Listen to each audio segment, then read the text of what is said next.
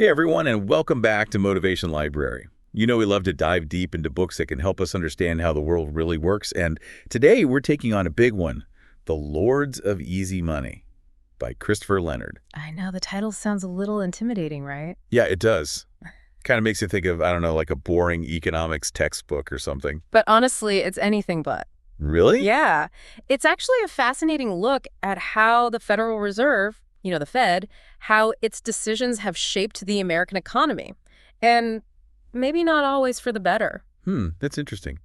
Because the Fed always seems so mysterious, like this all-powerful force working behind the scenes. Right, exactly. And that's one of the things that Leonard does so well in this book. He demystifies the Fed. Yep. He takes us behind the curtain and shows us how it actually works. And he does it through the story of this guy, Thomas Hoenig. Thomas Hoenig, okay. Tell me about him. So Hoenig was a regional Fed president. He headed the Kansas City Fed for years, and he was this constant voice of dissent. He was always warning about the dangers of the Fed's easy money policies. Interesting. So, what was his background? How did he even end up at the Fed in the first place? Well, he had a pretty remarkable journey. He started out as a plumber's son, a small-town kid from Iowa, Okay. worked his way through college, got a PhD in economics, and eventually landed a job at the Kansas City Fed. He was a real believer in rules, in sound money, and fiscal responsibility. Right. So when he saw the Fed, kind of going down this path of easy money, printing more and more money, keeping interest rates super low, he got really worried. Yeah, I can see why. I mean, that sounds like it could lead to inflation. Exactly. That was one of his big concerns. But he also worried about something else, asset bubbles. Asset bubbles. Okay. Yeah. Now, for our listeners who aren't, finance gurus, what exactly is an asset bubble? What does that mean? So basically, it's when the price of something like houses or stocks gets inflated way beyond its real value. You see, when money is cheap and easy to borrow, people tend to speculate. They pour money into these assets, driving the prices up and up and up. But it's not sustainable. Eventually, the bubble bursts. Right. And we saw that happen with the housing market back in 2008. Exactly. And Hoenig was sounding the alarm about that for years before it happened. He kept saying that the Fed's policies were creating a recipe for disaster. And no one listened. Well, some people did, but his voice was often drowned out by the majority within the Fed who were more comfortable with these easy money policies. Okay, so I got to ask why? Why were they so gung-ho on this easy money stuff? Well, there's this constant tension within the Fed. You've got the doves. They're the ones who favor more intervention to stimulate economic growth. And then you've got the hawks. They're more cautious, more worried about inflation and asset bubbles. And for a long time, the doves were in control. Makes sense. But it sounds like Hoenig was kind of a hawk, right? He was. And what makes his story so interesting is that he wasn't just some ideologue, He was a pragmatist, a numbers guy. And he was willing to stand up to his colleagues, to challenge the consensus, even when it was unpopular. It takes guts. It does. And he did it because he truly believed that the Fed was on the wrong track, that its policies were harming the American economy in the long run. That's a pretty serious charge. But he didn't just make these claims out of thin air, did he? He had evidence to back it up. Absolutely. He pointed to specific examples from the Fed's own history to show how easy money policies have led to problems in the past. And that's one of the things I really appreciate about this book. Leonard doesn't just present Hoenig's perspective, he takes us on this fascinating journey through the history of the Fed, going all the way back to the great inflation of the 1970s. The 70s, okay, yeah. High inflation, disco music, bell bottoms. Yeah, it was a wild time. And Leonard argues that the Fed's policies back then, they were actually trying to control inflation by keeping interest rates low. But it kind of backfired. How so? Well, it turns out that lowering interest rates can actually fuel inflation in some cases. And it also led to asset bubbles, especially in the energy sector. Interesting. So it's like they were trying to put out a fire with gasoline. Exactly. And this pattern continued even into the 1990s and 2000s under Alan Greenspan, the famous Fed chairman. Yeah, the maestro. Right, exactly. He was laser focused on keeping inflation low, but he pretty much ignored the risks of asset bubbles. And some people argue that his policies actually contributed to both the dot-com bubble and the 2008 housing crisis. Wow. So even the good times, like the economic boom of the 90s, that was all built on a shaky foundation. That's the argument Leonard is making, and it's a pretty unsettling one. It is. So we've got this pattern of easy money, low interest rates leading to asset bubbles and eventually crashes. But what happened after 2008? Didn't the Fed double down on easy money then? They did, and that brings us to this concept of the search for yield, which is a really important idea to understand if we want to grasp what Leonard's getting at in this book. Okay, so break it down for me. What is this search for yield all about? So imagine you're an investor and interest rates are near zero. You're not going to get much return on your money if you just put it in a savings account. Right.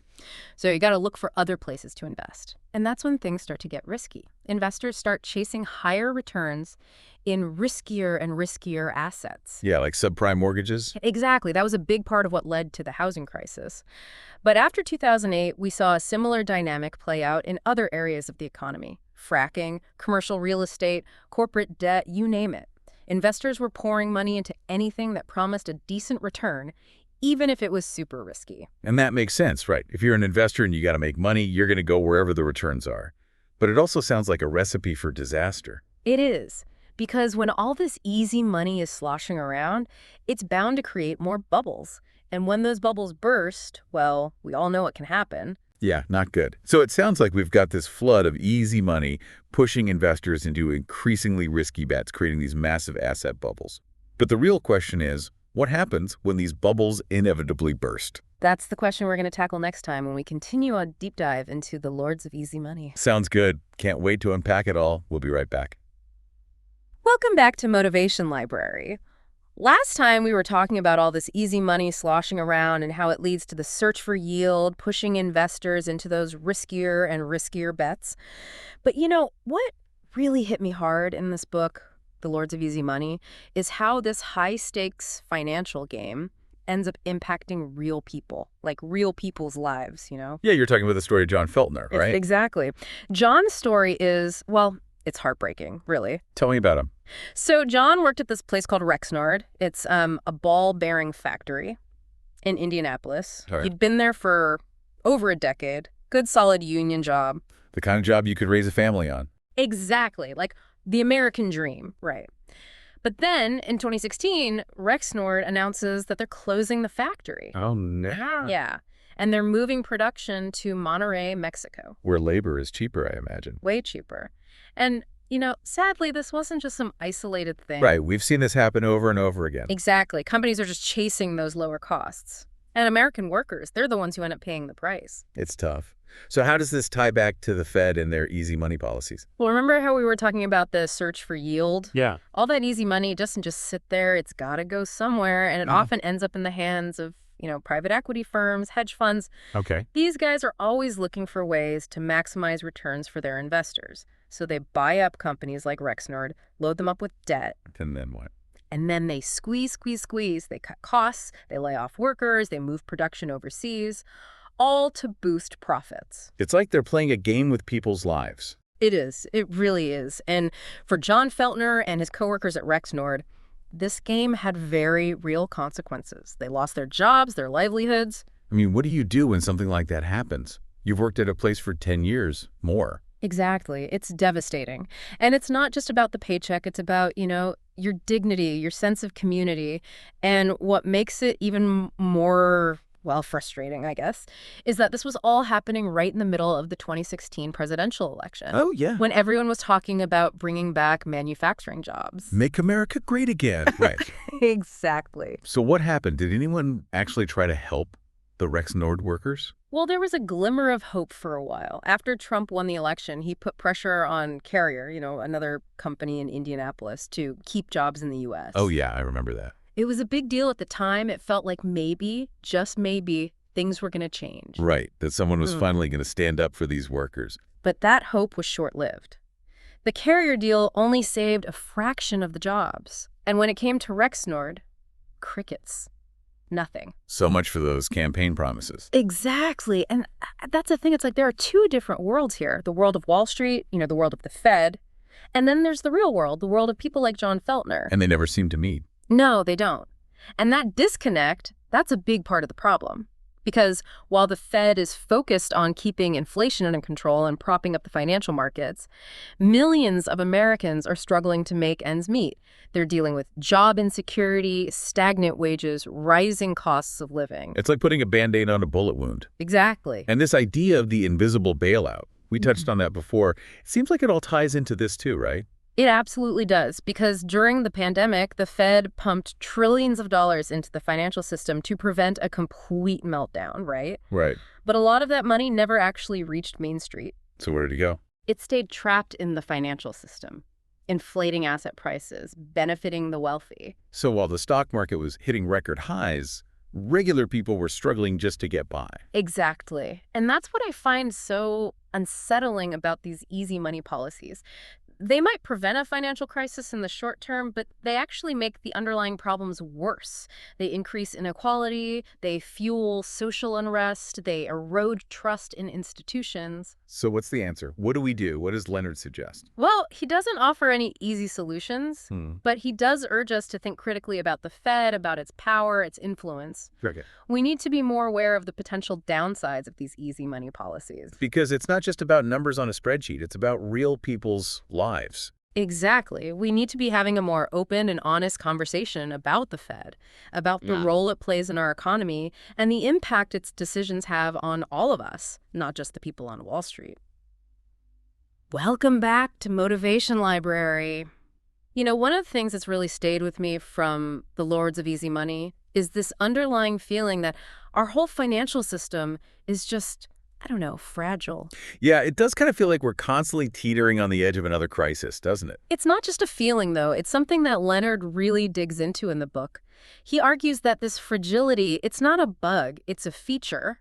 Like, it's built into the system itself. How so? Well, the Fed is always walking this tightrope, trying to balance economic growth with financial stability. And they often end up just kicking the can down the road, you know, creating even bigger problems in the process. Well, more money printing, lower interest rates, riskier investments. It's just this vicious cycle. It is. Every time they intervene, it distorts the system even further, pushing us away from, well, any kind of healthy, sustainable economic practices. Remember we talked about negative interest rates? Yeah. It's like we've entered this bizarre financial twilight zone where the old rules just don't apply anymore. Yeah, it's like we're in a fun house, everything's warped, and it's hard to know what's even real.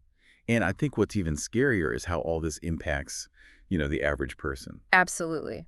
And that brings us to another key point that Leonard makes in the book: the immense power and influence of the Federal Reserve. He actually calls them an overmighty citizen, capable of making decisions that have huge impacts on everyone. But without being held accountable by anyone, really. Exactly. It's kind of unsettling when you think about it, this unelected group of, technocrats, making decisions that affect our jobs, our homes, our whole financial well-being, and often it seems like those decisions end up benefiting, well, the financial elite, at the expense of everyone else. Yeah, that doesn't seem right. It's not. And this ties back to the idea of the invisible bailout. Remember how during the pandemic, the Fed pumped trillions of dollars into the financial system? Right. But a lot of that money never actually made it to Main Street. Right. It stayed trapped in the financial system. Exactly. Inflating asset prices, widening the wealth gap. So while the stock market was booming, a lot of people were struggling to put food on the table. Yeah, that's crazy. So where do we go from here? What's the solution? What does Leonard suggest we do? Well, he doesn't offer any easy answers, but he does urge us to think critically, to question assumptions, and to demand better from our leaders. He says we need to have a more open and honest conversation about the role of the Fed, about its power, its influence, and the potential downsides of its policies. We can't just blindly accept the status quo. And that conversation needs to include everyone, not just economists and bankers. Exactly. We need to hear from workers, from small business owners, from everyday people who are feeling the impacts of these decisions. Because at the end of the day, the Fed should be serving the needs of the real economy, not just propping up Wall Street. Yeah, that makes sense. It sounds like the Lords of Easy Money is a real wake-up call. It is. It challenges us to think critically about the systems that govern our lives and to demand better. To be more engaged, more informed. Exactly. And to work towards a more just and equitable economic system for everyone. Well said. Thanks for joining us on this deep dive into the Lords of Easy Money. We hope it's given you some food for thought and maybe even inspired you to dig a little deeper into these issues. Definitely. It's a conversation we all need to be having. Absolutely. Until next time, keep learning, keep questioning, and keep pushing for a better world.